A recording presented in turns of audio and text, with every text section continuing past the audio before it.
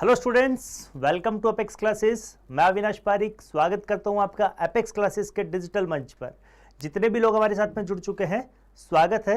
ज़्यादा से ज़्यादा आप वीडियो को शेयर कीजिए। हमारे साथ में प्रदीप शर्मा जुड़े हुए हैं, स्वागत है। अखिलेश हमारे साथ में जुड़े हुए हैं, स्वागत है। नितिन हमारे साथ में जुड़े हुए हैं, स्वागत है।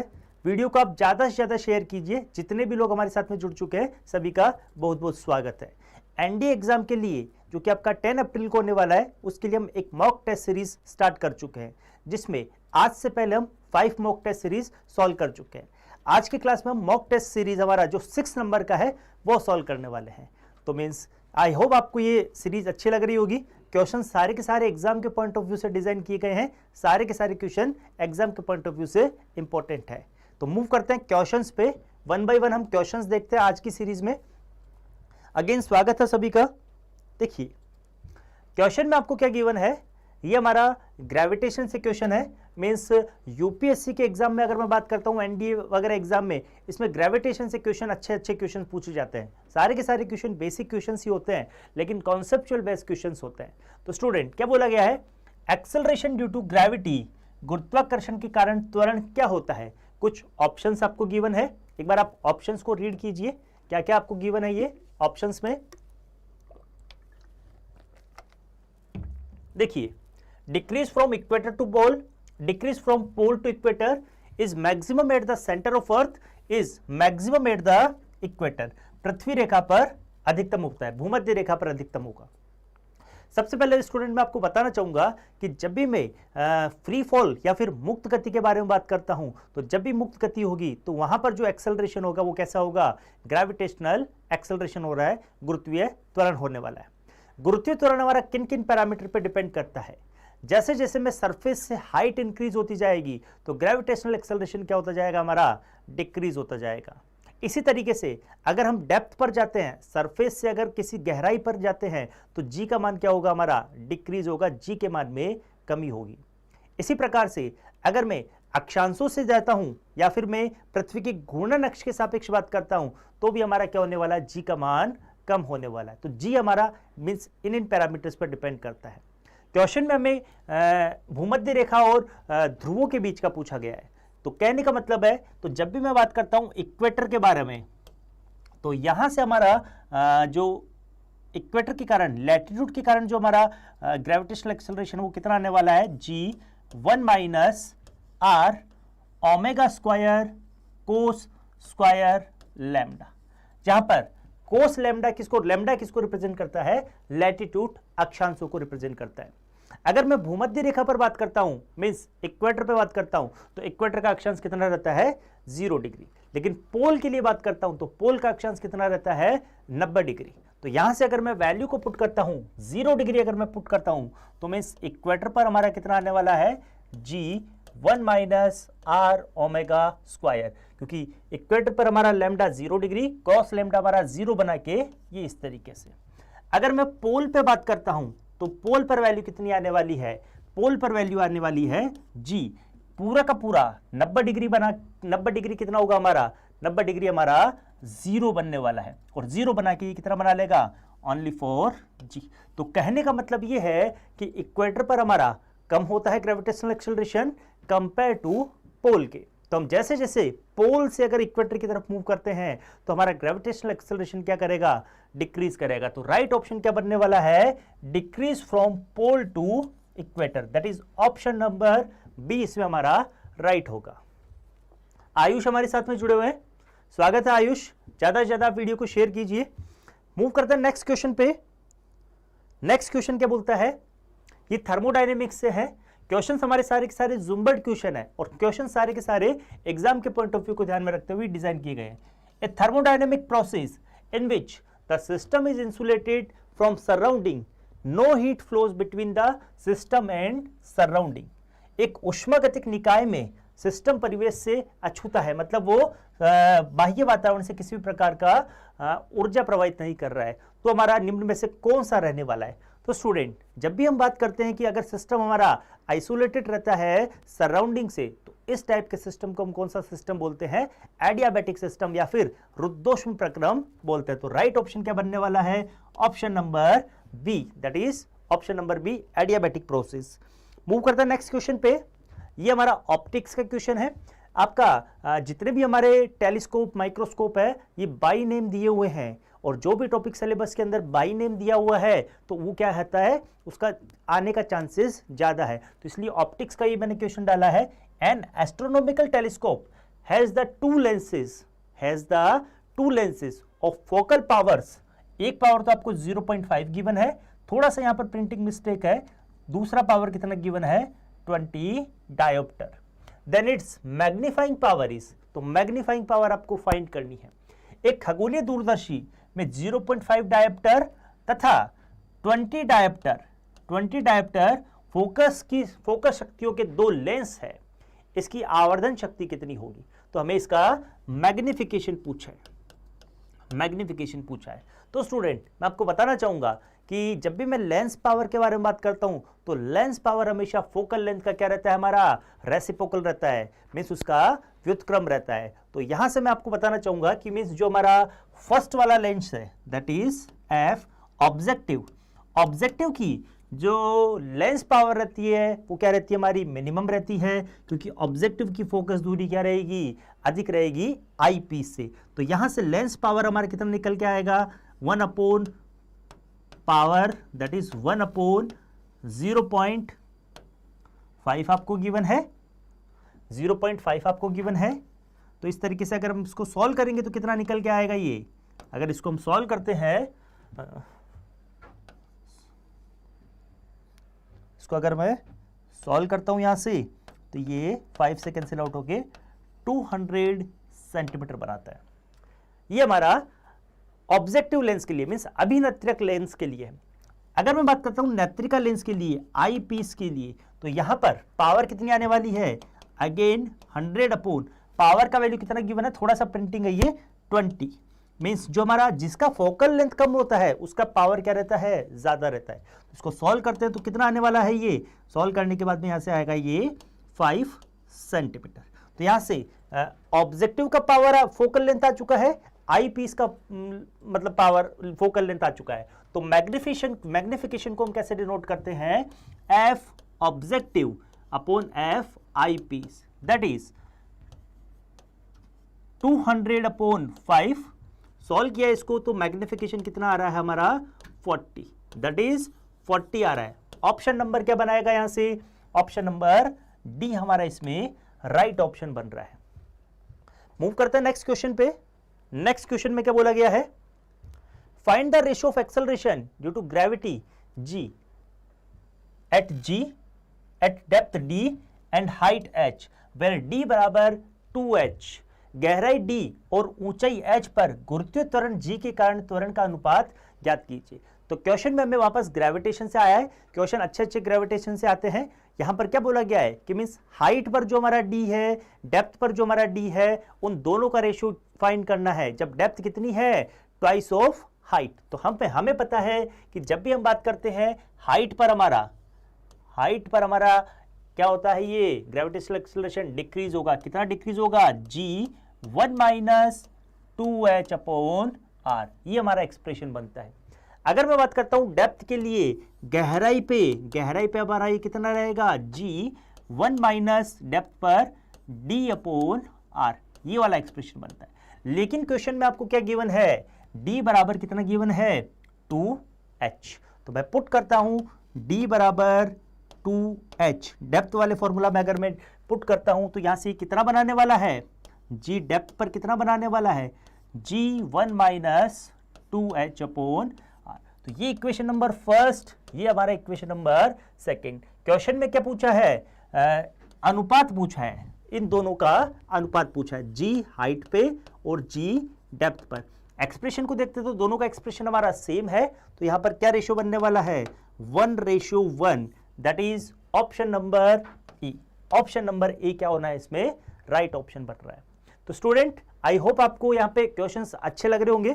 सारे के सारे क्वेश्चन इजी है और आपको क्या करना है, कॉपी पेन लेना है और अपना आंसर भी लगाना है। लास्ट में जब हमारा टेस्ट फिनिश हो जाएगा उसके बाद में जितने भी आपके क्वेश्चंस राइट होते हैं उनको आपको चेक करना है, उनको आपको बताना है कि आपका स्कोर कितना रहा है। तो ये क्वेश्चंस आपके सारे के सारे एग्जाम के पॉइंट ऑफ व्यू से। मूव करते हैं नेक्स्ट क्वेश्चन पे। The temperature of the sink of a Carnot engine is 27 degree centigrade and its efficiency is 25%. The temperature of the source is, Carnot engine के sink का तापमान 27 degree centigrade है और इसकी दक्षता 25% है, तो स्रोत का तापमान ज्ञात कीजिए। यहां पर हमारे को सिंक का तापमान दैट इज T2 कितना गिवन है, 27 डिग्री सेंटीग्रेड। अगर इसको मैं केल्विन में कन्वर्ट करता हूं तो केल्विन में कन्वर्ट करने के लिए मुझे क्या करना पड़ेगा, 273 से इसमें ऐड करना पड़ेगा। तो फाइनली हमारे पास में T2 का मान कितना आ रहा है, T2 का मान आने वाला है 300 डिग्री केल्विन। 300 डिग्री केल्विन हमारा यहां से सिंक का टेम्परेचर आता है, 300 डिग्री केल्विन। हमें पूछा किसका है, स्रोत का, दैट इज T1 का वैल्यू हमें पूछा है। तो स्टूडेंट हमें पता है कि जो इफिशियंसी है वो कितनी गिवन है, हमें 25% गिवन है, दैट इज 1/4 हमें गिवन है। अगर हम रिलेशन फाइंड करते हैं तो नीटा बराबर कितना होता है हमारा, 1 माइनस T2/T1। वैल्यूज को मैं पुट करता हूं, वैल्यूज को अगर हम पुट करते हैं तो कितना आने वाला है, 1/4 इक्वल टू 1 माइनस T2 का वैल्यू कितना हमारा 300/T1। सॉल्व करते हैं इसको, तो सॉल्व करने के बाद में हमारे पास में कितना आएगा, यहां से अगर मैं 1 को यहां पर प्लेस करवाता हूं तो 1/4 माइनस, इसको मैं पुट कर सकता हूं 300/T1 equal to 1 minus 1/4 that is 3/4। तो यहां से T1 का वैल्यू कितना आ रहा है हमारा, कैंसिल आउट करते हैं तो T1 का वैल्यू आ रहा है हमारा 400 केल्विन। कितना आने वाला है, 400 केल्विन। स्टूडेंट लेकिन हमें यहां पर केल्विन में नहीं दिया हुआ है, किस में दिया हुआ है, डिग्री सेंटीग्रेड में। तो अगर मैं इसको कन्वर्ट करता हूं तो कन्वर्ट करने के लिए मुझे क्या करना पड़ेगा, 273 से इसको माइनस करना पड़ेगा। तो T1 इक्वल टू हमारा 400 माइनस 273, अगर इसको हम सॉल्व करते हैं तो कितना बनाएगा ये, 721 डिग्री सेंटीग्रेड। तो राइट ऑप्शन क्या बनने वाला है, ऑप्शन नंबर डी इसमें हमारा राइट ऑप्शन बनेगा। जितने भी लोग जुड़े हुए हैं स्टूडेंट, ज्यादा से ज्यादा सबसे पहले आप इसको शेयर कीजिए, ज्यादा से ज्यादा लोगों तक पहुंचाइए, और हर एक आंसर का आपको, जो भी आपका क्वेश्चन हम कर रहे हैं, इसका आपको कमेंट बॉक्स में आंसर भी देना है, ज्यादा से ज्यादा आपको आंसर भी इसमें देना है। मूव करते हैं नेक्स्ट क्वेश्चन पे। During projectile motion the horizontal velocity will B, जब भी मैं बात करता हूं प्रोजेक्टाइल मोशन के बारे में तो हमारे पास में इनिशियल वेलोसिटी u रहती है। अगर उसको मैं एंगल फायर करता हूं तो वहां पर वो वेलोसिटी हमारी दो पार्ट्स में डिवाइड होगी, फर्स्ट तो हमारा हॉरिजॉन्टल और दूसरा हमारा वर्टिकल। वर्टिकल वेलोसिटी हमारी ग्रेविटेशनल इन्फ्लुएंस के कारण चेंज होगी, मींस पहले वो डिक्रीज करेगी, जीरो हो जाएगी, और देन उसके बाद में वो क्या करेगी, इंक्रीज करेगी। लेकिन अगर मैं हॉरिजॉन्टल वेलोसिटी के बारे में बात करता हूं तो हॉरिजॉन्टल वेलोसिटी मींस क्षैतिज वेग क्या रहने वाला है, हमेशा नियत रहने वाला है। तो राइट ऑप्शन क्या बनेगा इसमें, ऑप्शन नंबर डी, मींस जो हमारा क्षैतिज वेग रहेगा, हॉरिजॉन्टल वेलोसिटी रहने वाला है, वो हमेशा क्या रहने वाला है, कांस्टेंट रहने वाला है। मूव करते हैं नेक्स्ट क्वेश्चन पे। The first law of thermodynamic is consequence of conservation of, ऊष्मागतिकी का प्रथम नियम किसके संरक्षण को का परिणाम है, तो ये हमारा एनर्जी कंजर्वेशन लॉ को ये फॉलो करता है, एनर्जी कंजर्वेशन लॉ को ये फॉलो करता है। मूव करते हैं नेक्स्ट।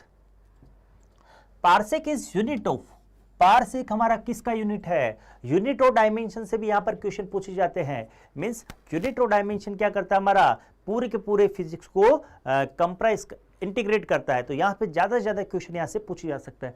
पार्सेक हमारा किसका यूनिट है, पार्सेक हमारा डिस्टेंस का सबसे लंबा यूनिट है, सबसे longest unit of distance is parsec.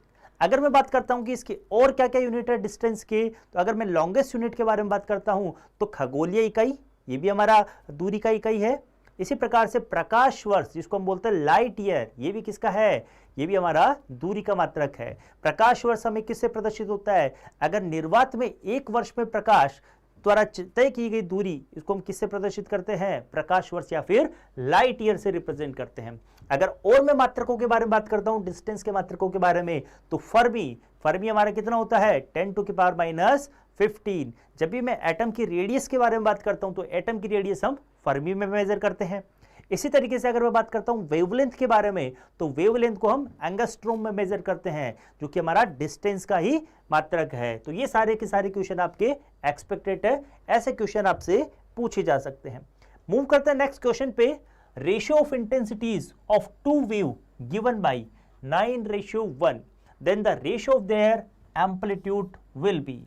दो तरंगों की तीव्रताओं का अनुपात 9:1 द्वारा दिया गया है, तो उसके आयामों का अनुपात क्या होगा। मीन्स हमें किसके बारे में पूछा है, उसके एम्पलीट्यूड के बारे में पूछा गया है कि एम्पलीट्यूड किस तरीके से रहने वाला है। तो ये हमारा वेव थ्योरी से हमारा क्वेश्चन है। हमें पता है स्टूडेंट कि मीन्स जो हमारा इंटेंसिटी रहती है, इंटेंसिटी हमारी कितनी रहेगी, it is directly proportional to A square. ये हमारा एम्पलीट्यूड का क्या रहता है, वर्ग रहता है इंटेंसिटी। अगर हमें पूछा यहां पर आयाम का अनुपात पूछा है, तो आयाम का अनुपात कितना रहेगा, A1/A2, that is I maximum upon I minimum बनने वाला है। मीन्स इनका स्क्वायर क्या बनने वाला है, I maximum upon I minimum का स्क्वायर बनने वाला है। तो यहां से हम बात करते हैं कि I मैक्सिमम कितना आएगा हमारा। अगर मैं सबसे पहले इन्हीं के बारे में बात कर देता हूं, I मैक्सिमम और I मिनिमम के बारे में, तो यहां से कितना आएगा, ये √I1 plus √I2 upon I1 minus √I2 का होल स्क्वायर। इस तरीके से मैं I मैक्सिमम और I मिनिमम को निकालूंगा, क्योंकि हमारा I is directly proportional to क्या होता है, हमारा A स्क्वायर। सॉल्व करते हैं इसको। I1 और I2 का वैल्यू कितना गिवन है हमें, 9:1। तो यहां से I maximum upon I minimum कितना बनाने वाला है। अगर मैं यहां से I2 को कॉमन लेता हूं, तो ये बनाएगा हमारा √I1 upon I2 plus 1 upon √I1 upon I2 minus 1 का होल स्क्वायर। दैट इज अगर मैं रेशियो को पुट करता हूं, I1 अपॉन I2 का रेशियो कितना गिवन है, 9:1। अगर मैं यहां पर 9:1 पुट करूंगा तो कितना बनने वाला है, 3/1, 3 माइनस 1 का whole square. I maximum upon I minimum, that is कितना बनाएगा ये, 4/2, इतना ही बनाने वाला है। अगर इसको मैं फर्दर सॉल्व करता हूं तो ये कितना बनाएगा, 16/4, 4/1। ये रेशियो हमारा I मैक्स और I मिनिमम का आता है।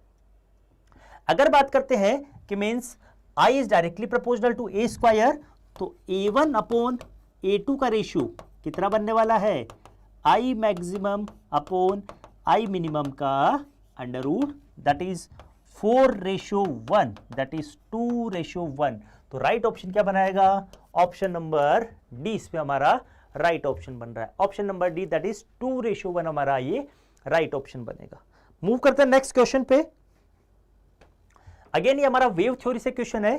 क्या बोला गया है क्वेश्चन में, a simple pendulum is taken from equator to pole, its time period पे क्या फर्क पड़ेगा। तो टाइम पीरियड हमारा किस तरीके से गिवन रहता है, that is T equal to 2π√L/G। अगर हम बात करते हैं कि इक्वेटर से पोल की तरफ, जब भी हम इक्वेटर से पोल की तरफ जाते हैं तो हमारा ये ग्रेविटेशनल एक्सेलरेशन क्या करता है, इंक्रीज करता है। अगर एक्सेलरेशन अगर हमारा यहां से इंक्रीज करेगा, एक्सेलरेशन अगर ये इंक्रीज करेगा इस तरीके से, इसको हम लिखेंगे टाइम पीरियड को हम कैसे देते हैं, T बराबर 2π√L/G। अगर G हमारा इंक्रीज करेगा, क्योंकि हम पोल की तरफ मूव कर रहे हैं, G अगर हमारा इंक्रीज करेगा तो टाइम पीरियड क्या कर जाएगा, डिक्रीज कर जाएगा। तो टाइम पीरियड इसकी अवधि क्या हो जाएगी, decreases. Option number A. Move करते हैं नेक्स्ट पे। नेक्स्ट क्वेश्चन क्या बोलता है, a Carnot engine has efficiency 1/5 become 1/3 when temperature of sink is decreased by 50 Kelvin. What is the temperature of sink? एक कार्नोट इंजन की दक्षता 1/5 है। सिंक का तापमान 50 केल्विन कम होने पर इसकी दक्षता 1/3 हो जाती है। तो सिंक का तापमान कितना रहने वाला है। तो ऐसा क्वेश्चन हमने एक कल वाली क्लास में भी किया था, शायद ये सपोज सेम टाइप का है। इसको मैं एक बार वापस से आपको एक्सप्लेन कर देता हूं। तो यहां पर हमें क्या गिवन है, मीन्स सिंक का टेम्परेचर हमें पूछा है। सिंक का टेम्परेचर, नया टेम्परेचर हमें पूछा है। तो स्टूडेंट सबसे पहले इफिशियंसी इक्वल टू कितना होता है हमारा 1 माइनस T2 अपॉन T1, जहां पर T2 क्या है, T2 हमारा temperature of sink, temperature of sink, और T1 क्या हमारा temperature of source, temperature of source. Question में आपका क्या गिवन है कि मींस 1/5 अगर इफिशियंसी है तो यहां से मैं पुट करूंगा, यहां से मैं पुट करने वाला हूं 1/5 equal to 1 minus T2 upon T1। Solve करते हैं इसको, तो T2 अपॉन T1 का रेशो कितना बनाने वाला है, T2 अपॉन T1 का रेशो बनाने वाला है ये, यहां से इधर प्लेस करवा के 4/5।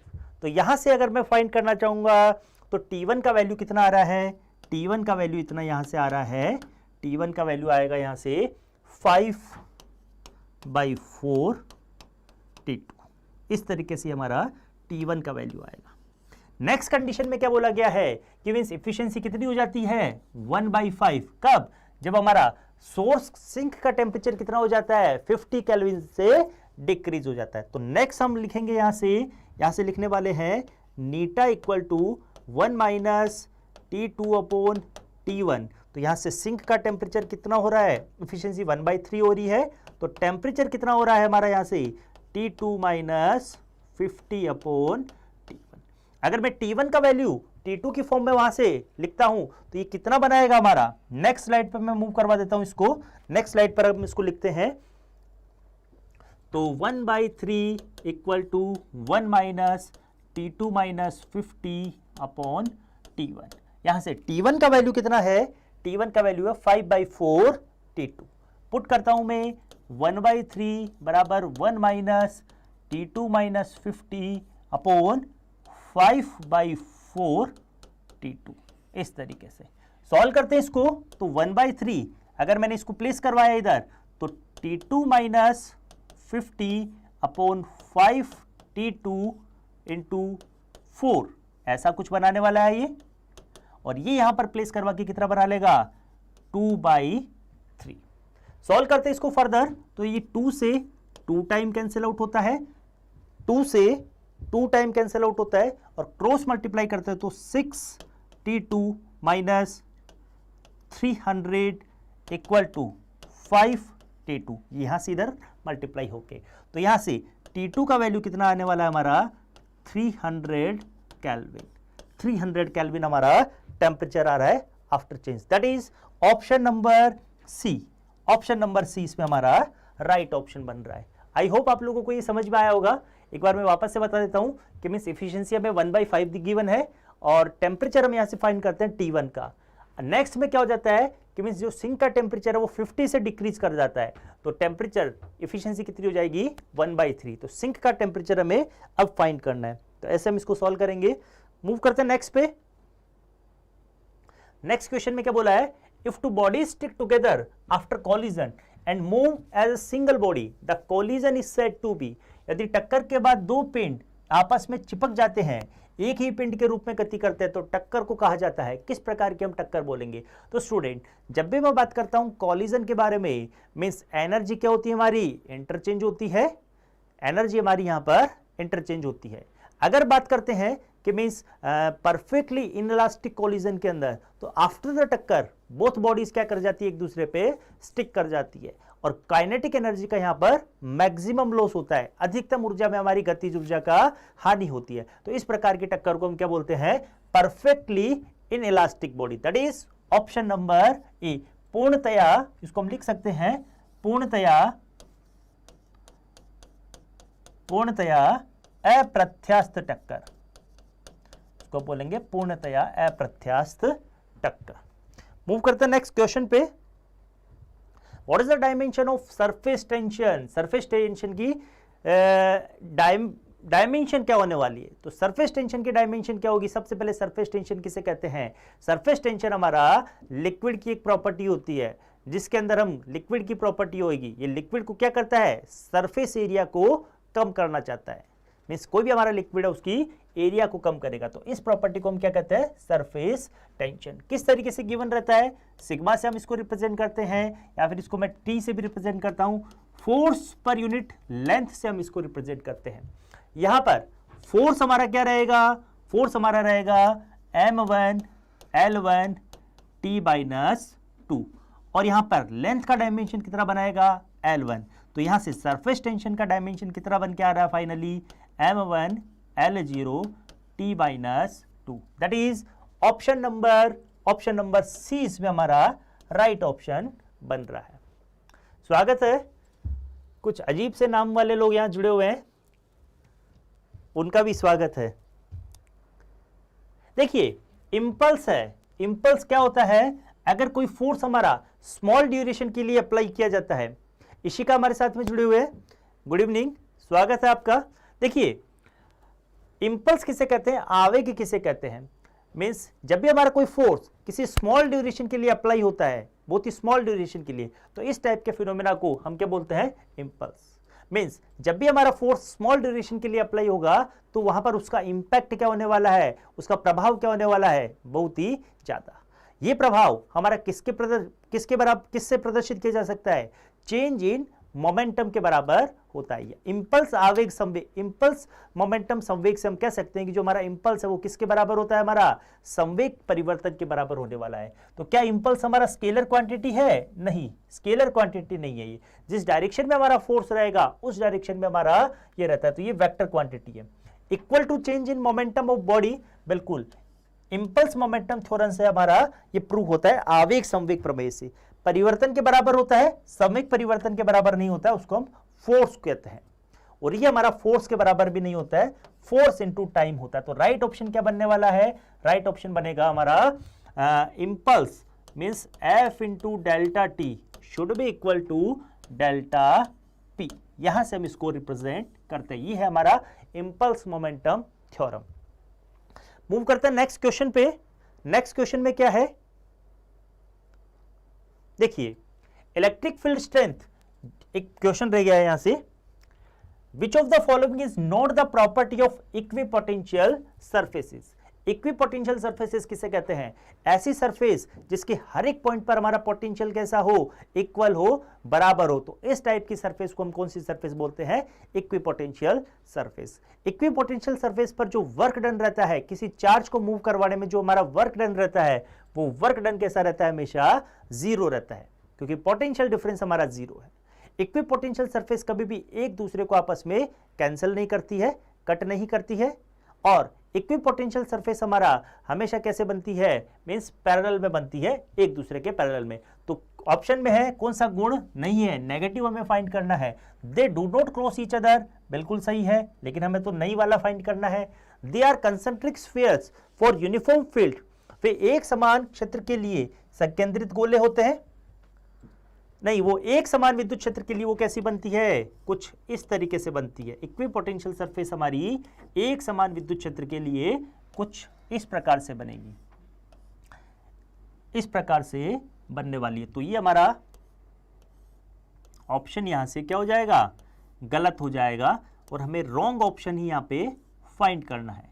तो हमारा राइट ऑप्शन क्या बनने वाला है, यहां से राइट ऑप्शन बनने वाला है, गलत हमें फाइंड करना है। तो ऑप्शन नंबर बी इसमें हमारा राइट ऑप्शन होगा। ये काल्पनिक गोले होते हैं, बिल्कुल ये काल्पनिक गोले होते हैं, और उन पर दूरी के साथ क्षमता के परिवर्तन की दर शून्य होती है, बिल्कुल ये भी सही है। तो राइट ऑप्शन क्या होगा हमारा, ऑप्शन नंबर बी। मूव करते हैं नेक्स्ट क्वेश्चन पे। Electric field strength due to a dipole at a point on axial line of the dipole is, द्विध्रुव की अक्षीय रेखा पर एक बिंदु पर एक द्विध्रुवीय के कारण विद्युत क्षेत्र की तीव्रता कितनी होती है। तो जब भी मैं बात करता हूं डाइपोल के एक्सिस पे, तो डाइपोल के एक्सिस पर हमारा इलेक्ट्रिक फील्ड इंटेंसिटी कैसे गिवन रहेगी, एक्स पर हमारा कितना गिवन रहेगा, that is 2kp upon r cube, जहां पर p क्या हमारा, p हमारा इलेक्ट्रिक डाइपोल मोमेंट। कैसे हम डिफाइन करेंगे इसको, either of the force into distance between the, इस तरीके से हम रिप्रेजेंट करेंगे। और इसकी डायरेक्शन हमेशा किधर रहती है, नेगेटिव चार्ज से पॉजिटिव चार्ज की तरफ, from negative charge to positive charge इधर रहती है, अगर इसकी डायरेक्शन नेगेटिव से पॉजिटिव है तो इलेक्ट्रिक फील्ड की भी डायरेक्शन क्या रहने वाली है, फ्रॉम नेगेटिव टू पॉजिटिव। तो यहां पर राइट ऑप्शन क्या बनेगा, from negative charge to positive charge, that is option number B हमारा इसमें राइट ऑप्शन बनता है। मूव करते हैं नेक्स्ट क्वेश्चन पे। A man pushes against a wall but fail to move it, how does. एक आदमी एक दीवार के खिलाफ धक्का लगाता है तो उसको हिलाने में विफल रहता है, तो वह कार्य, उसके द्वारा किया गया कार्य कितना रहेगा। तो हमें पता है कि जो फोर्स किसे कहते हैं, जब भी मैं किसी बॉडी पर फोर्स अप्लाई करता हूं और अगर उसमें डिस्प्लेसमेंट होता है तो इस फिनोमेना को हम क्या बोलते हैं, वर्क डन या फिर कार्य बोलता है। अगर अप्लाइड फोर्स और जो हमारा डिस्प्लेसमेंट है दोनों की डायरेक्शन सेम है तो इसको हम बोलेंगे पॉजिटिव वर्क। अगर अप्लाइड फोर्स और जो हमारा डिस्प्लेसमेंट है दोनों एक दूसरे के अपोजिट में है तो इसको हम बोलेंगे नेगेटिव फोर्स। अगर मैं बात करता हूं फ्रिक्शन फोर्स के बारे में, तो फ्रिक्शन फोर्स के द्वारा जो वर्क डन होता है वो opposite to direction of motion होता है, तो फ्रिक्शन फोर्स के द्वारा किया गया कार्य हमारा कैसा रहेगा, ऋणात्मक कार्य रहने वाला है। अगर मैं बात करता हूं जीरो वर्क डन के बारे में, तो जब भी अप्लाइड फोर्स और डिस्प्लेसमेंट एक दूसरे के परपेंडिकुलर होते हैं, 90 डिग्री का कोण बनाते हैं, तो वहां पर हमारा वर्क डन क्या रहने वाला है, जीरो रहता है। तो यहां पर जब भी मैं दीवार पर फोर्स लगाता हूं तो हमारा यहां पर डिस्प्लेसमेंट हमारा जीरो है, साथ ही साथ में मैं फोर्स कैसा अप्लाई कर रहा हूं, 90 डिग्री पे अप्लाई कर रहा हूं, तो हमारा वर्क डन क्या रहेगा, जीरो रहेगा। That is option number D इसमें हमारा राइट ऑप्शन रहने वाला है। मूव करते हैं नेक्स्ट क्वेश्चन पे। A boat is sent across a river with a velocity of 8 km per hour. If the resultant velocity of boat is 10 km, then velocity of the river is, velocity of the river हमें find करना है। Across the river भेजा है, means river हमारा इस तरीके से है, वाटर की स्ट्रीम हमारी इस तरीके से है, तो ये वेलोसिटी ऑफ रिवर। अगर मैं बात करता हूं बोट के बारे में, तो बोट को हमने कैसे भेजा है, इसके अक्रॉस भेजा है, मीन्स 90 डिग्री का कोण बनाते हुए भेजा है। तो यहां पर बोट का कितना है, वी बी। इनका रिजल्टेंट आपको कितना गिवन है, इक्वलेंट आपको कितना गिवन है, वी आर बी कितना गिवन है, इस तरीके से। तो हमें अब उसको सॉल्व करते हैं, रिवर का हमें फाइंड करना है। तो यहां पर ये आपको कितना गिवन है, 10 आपको गिवन है, और बोट का आपको कितना गिवन है, 8 आपको गिवन है। हमें पता है कि जब भी एंगल हमारा 90 डिग्री बनेगा तो वी आर बी का square should be equal to V R का स्क्वायर प्लस वी बी का स्क्वायर। सॉल्व करते हैं तो यहां पर इसको 10 का स्क्वायर गिवन है, रिवर का हमें कितना फाइंड करना है, वी आर का स्क्वायर हमें फाइंड करना है, और बोट का हमें कितना गिवन है, 8 गिवन है, तो 8 का स्क्वायर। तो सॉल्व करते हैं स्टूडेंट, यहां से वी आर बी का स्क्वायर ये कितना बना लेगा, 10 का स्क्वायर 100 माइनस 8 का स्क्वायर 64, दैट इज फाइनली यहां पर ये कितना बना लेगा, फाइनली ये बनाने वाला है 16। तो बोट का कितना बनने वाला है, यहां से वी आर बी रिजल्टेंट हमारा मीन्स रिवर का हमारा कितना बनने वाला है, सॉरी वी आर का स्क्वायर कितना बनने वाला है, 16 का स्क्वायर अंडर रूट लेना है, दैट इज 4। तो राइट ऑप्शन बनेगा option number D. Option number D इसमें हमारा राइट ऑप्शन बनने वाला है। मूव करते हैं नेक्स्ट क्वेश्चन पे। The power of pump which can pump 200 kilogram of water to a height of 50 metre in 10 second will be. Pump की शक्ति जो 200 किलोग्राम पानी को 10 सेकेंड में 50 मीटर की ऊंचाई तक पंप कर सकती है। तो हमें पता है कि जब भी हम बात करते हैं शक्ति के बारे में, तो शक्ति क्या होती है हमारी, rate of change of energy with respect to time, या फिर कार्य में परिवर्तन की दर को हम क्या कहते हैं, शक्ति कहते हैं। तो हम यहां से लिख सकते हैं power of engine should be equal to energy upon time, energy upon time से हम डील करते हैं। तो स्टूडेंट यहां पर हम उसको हाइट पर पहुंचा रहे हैं, कितनी हाइट पर, 50 मीटर हाइट पर। तो जब भी मैं हाइट के बारे में डील करता हूं तो हाइट के बारे में हम किससे डील करते हैं, पोटेंशियल एनर्जी से डील करते हैं। तो यहां पर हमारी एनर्जी कितनी बनाएगा, mgh, और टाइम हमारे को कितना गिवन है, यहां से टाइम हमें इस तरीके से गिवन है। तो m का वैल्यू कितना गिवन है, 200 किलोग्राम पानी को वाटर को पहुंचाना है, g ग्रेविटेशनल एक्सेलरेशन हम 10 लेने वाले हैं, हाइट h का मान कितना आएगा हमारा 50 आने वाला है। तो यहां से 50 अपॉन टाइम का वैल्यू कितना गिवन है, 10 आपको सेकंड ऐसा ही सिस्टम में गिवन है। तो इसको स्टूडेंट हम सॉल्व करते हैं तो यहाँ से ये 10 से 10 कैंसिल आउट होता है और ये 5 मल्टीप्लाई होकर कितना बना लेगा, ये 5 यहाँ से मल्टीप्लाई होकर कितना बना लेगा 10 इंटू 10 टू की पावर 3 वॉट। इसको हम किस में यूज करते हैं, जूल पर सेकंड में हम इसको मेजर करते हैं और जूल पर सेकंड को हम क्या कहते हैं, वॉट बोलते हैं। तो इस तरीके से हमारा ये 10 kilowatt, that is option number ए इसमें हमारा राइट ऑप्शन बनने वाला है। ऑप्शन नंबर ए राइट ऑप्शन बनेगा।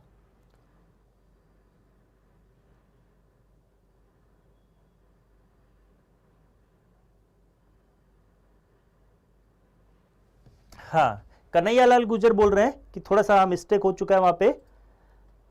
हाँ, 100 में से अगर 64 गए तो यहां पर 36 आएगा और अंडरवुड अगर मैं लेता हूं इसका तो यहां से कितना बनाएगा, ये अंडरवुड लेते हैं तो ये 6 बनाने वाला। तो इसका राइट ऑप्शन क्या बनेगा, ऑप्शन नंबर सी। बिल्कुल यहाँ पर कन्हैयालाल गुजर बिल्कुल सही बता रहे, मिस बिल्कुल वो क्लास में अटेंटिव है, बिल्कुल ध्यान लगा के वो पढ़ रहे हैं। तो उसके लिए उनकी सफलता के लिए उनको शुभकामनाएं। आगे वो इसी तरीके से एनडी एग्जाम में भी वो अच्छे से अच्छा स्कोर करे। ठीक है, बिल्कुल ये मेरी तरफ से मिस्टेक हो गया था कि ऑप्शन नंबर सी इसमें हमारा राइट ऑप्शन बनेगा। मूव करते हैं नेक्स्ट क्वेश्चन पे। क्वेश्चन में क्या गिवन है, fractional increase in resistivity per unit increase in temperature is defined as, तापमान में प्रति इकाई वृद्धि में प्रतिरोधकता की आंशिक वृद्धि को किस प्रकार से परिभाषित किया जाता है। तो जब भी मैं बात करता हूं fractional change in resistivity with respect to original value in the time in the temperature, तो अल्फा को हम कैसे डिफाइन करते हैं, alpha equal to delta rho upon rho into delta T. यही तो पूछा गया है, तापमान में प्रति इकाई वृद्धि में प्रतिरोधकता में आंशिक वृद्धि। ये आंशिक वृद्धि, ये वाला जो पार्ट कहलाता है हमारा फ्रैक्शनल चेंज को डिनोट करता है। ये वाला जो पार्ट रहेगा हमारा फ्रैक्शनल चेंज को डिनोट करता है। ये वाला पार्ट हमारा फ्रैक्शनल चेंज को रिप्रेजेंट करता है। तो तापमान में प्रति इकाई परिवर्तन की क्या पूछी है, प्रतिरोधकता में आंशिक परिवर्तन, तो इसको हम क्या बोलते हैं, अल्फा बोलते हैं। That is delta rho upon delta rho into delta T. तो इसको हम क्या बोलेंगे, प्रतिरोधकता ताप गुणांक। दैट इज ऑप्शन नंबर 20 में राइट ऑप्शन बनने वाला है। स्टूडेंट मैं बताना चाहूंगा कि मेटल्स के लिए जो हमारा ताप प्रतिरोधक गुणांक रहता है वो कैसा रहता है, धनात्मक रहता है। और अगर मैं बात करता हूं सेमीकंडक्टर के लिए और इलेक्ट्रोलाइट के लिए, मींस अर्धचालकों के लिए और विद्युत अपघट्यों के लिए, तो विद्युत अपघट्यों के लिए अल्फा का मान क्या रहता है, नेगेटिव रहता है। मूव करते हैं नेक्स्ट क्वेश्चन पे।